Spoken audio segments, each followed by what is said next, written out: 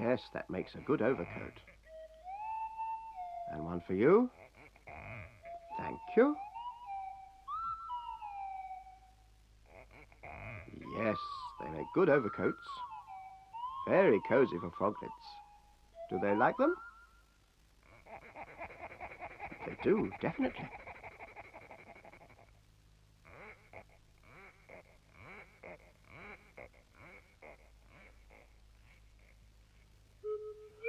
Oh, Mother Clanger wants her tablecloth.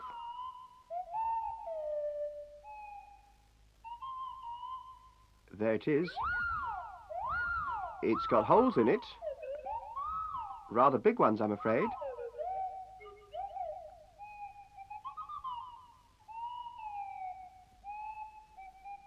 Yes, you see, there were these froglets, and they were cold, and they went rattly, rattly, rattly. And they tried wrapping them in blue-string pudding, and... Oh, poor Mother Clanger.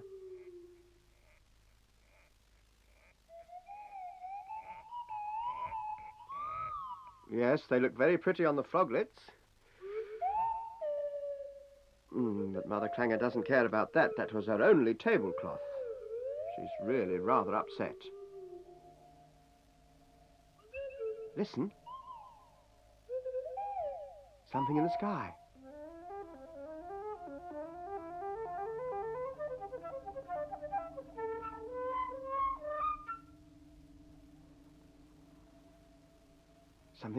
Something coming down. Everybody hide, quick. Keep quiet.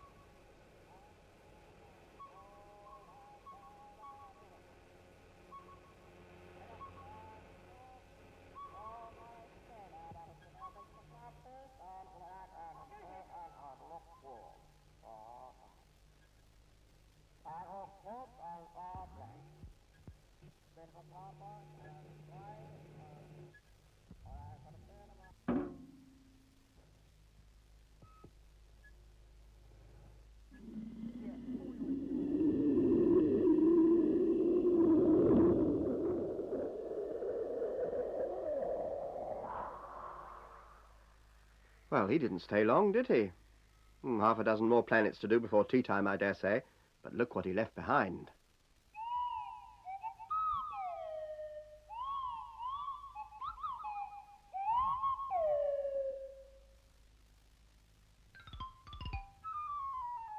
Look at that, Mother Clanger. That's a tablecloth. Oh, don't thank the Clangers.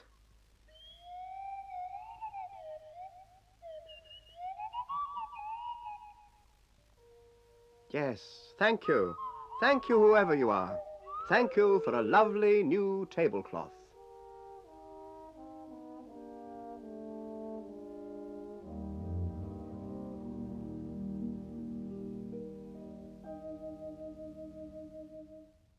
If you were born in 1900, you could expect to live, on average, just 32 years.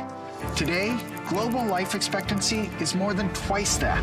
This is the story of the ideas that have, in the space of just a century or two, changed what it is to be us by transforming the kind of lives we might live.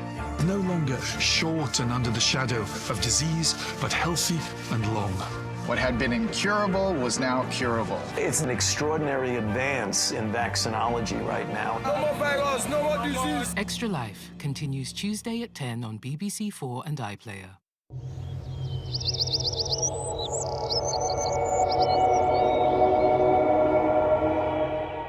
Beautiful creatures and objects come to life and make everyone smile. An evening of Oliver Postgate's children's animations here on BBC4.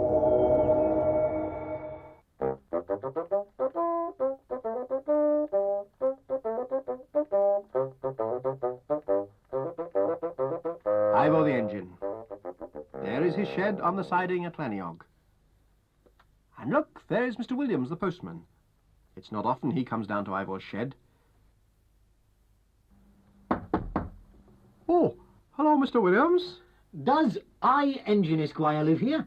Well, of course, you know perfectly well he does, Emrisbach. What you got? There's this parcel here. That? That looks as if it's been in a fire. Oh, come in, there's a cup of tea in the pot. Help yourself. It isn't Christmas. It's not even Ivor's birthday. Hey, what about that? A tiny trumpet. Is there a note? There's writing on it. For Ivor, just in case. O, I, G and B. Who is it from, then? Oh, just some friends of Ivor's. You know, don't you, Ivor? Oh, well, I better be getting along. Bye-bye, Mr. Jones. Bye, Ivor. For Ivor, just in case. It's a present from the dragons, of course, but just in case. Just in case what? Do you know, Ivor? Neither do I. Oh, well, maybe we'll find out. Time for work. We've got to fetch sheep from old Idwal's place behind the mountain. I'll put the trumpet on the shelf in the cab, just in case, like.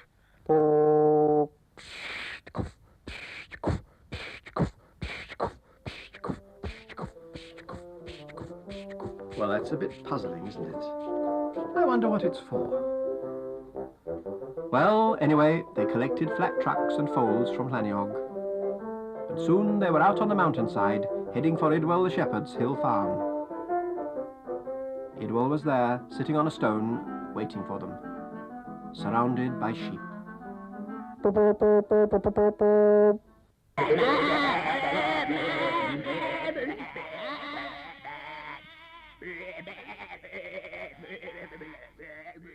He ran away. Never seen a railway engine before, I suppose. But Doing? Oh, she's busy having pups again. oh, well, we'd better catch them, I suppose.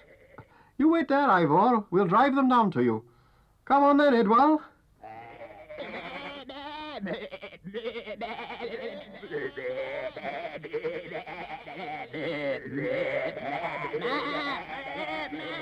That wasn't any good. Idwal was old, Jones was fat, and the sheep were frightened of the great green steaming engine. Idwal and Jones sat and mopped their brows. Oh, there's a case now, isn't it? Oh, a case. A case. Just in case. Hey, wait a minute. What's that? Well, it's supposed to be a trumpet. It doesn't make much noise. No, you're right. I doubt if anybody could hear that. He was wrong, of course. The dragons heard it.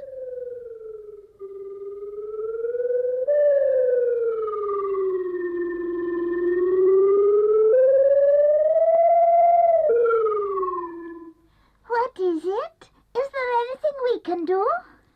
Well, a bit of sheep herding, if you wouldn't mind. What, those sheep over there, you mean?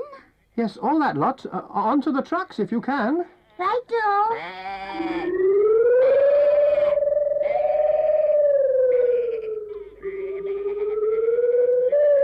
Now, the sheep were frightened of Ivor, but they were terrified of the dragons. They fairly stampeded into the trucks. And soon they were safely on their way home, with the sheep safely in the trucks, and the dragons safely in Ivor's firebox.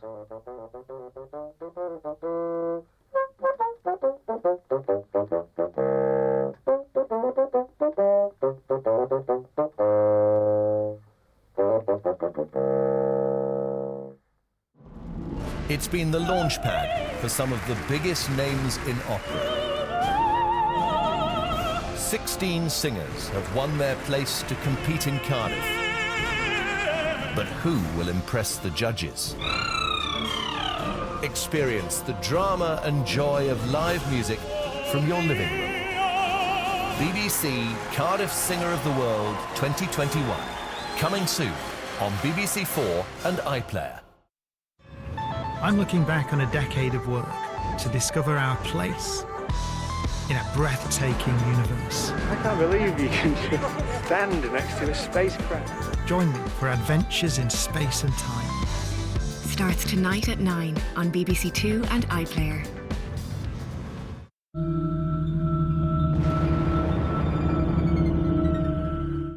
We're just constantly in each other's way. We've started to outgrow the house. There's just not enough privacy. It's madness. Showtime. We're back and we're bigger than ever. Wow! Oh my. Look at the light. That's amazing. Oh, this is like Miami. I love it, I love it. Beyond what I imagined. What? Oh, it's insane. Your Home Made Perfect, the brand new series, continues tomorrow at 8 on BBC2 and iPlayer. Thrilling cricket this, with Archer steaming in. Stokes pulls it away into the boundary. Amazing from Moeen Ali. That flew. What an incredible day. Keep up with the cricket. England versus New Zealand. The first test starts Wednesday across the BBC. Satisfying children's fascination from Andy Pandy to Zebedee, the golden age of children's TV in an hour. Post on BBC4, magical creations with surprising politics thrown in. Let's meet the man behind the animations, Oliver Postgate, a life in small films.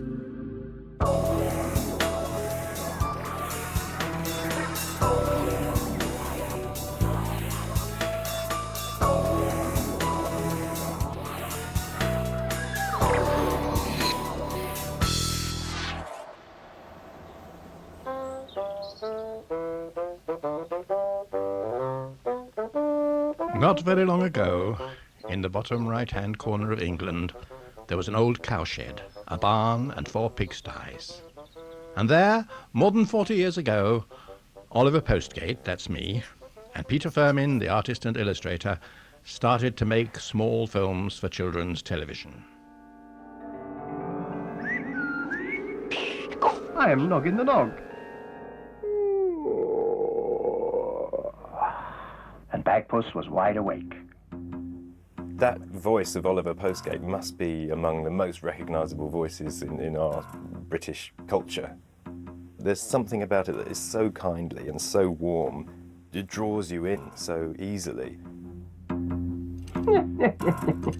Oh dear, oh dear, oh dear. What a tangle of old rubbish. He'd be ankle deep in film, you know, and it had a very characteristic smell to it, you know, you sort of go in there and it was, to the untrained eye, complete chaos, you know. The most magical, saggy old cloth cat in the whole wide world.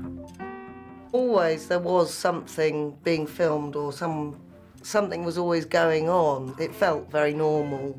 Dressing up as a Victorian child didn't seem absurd.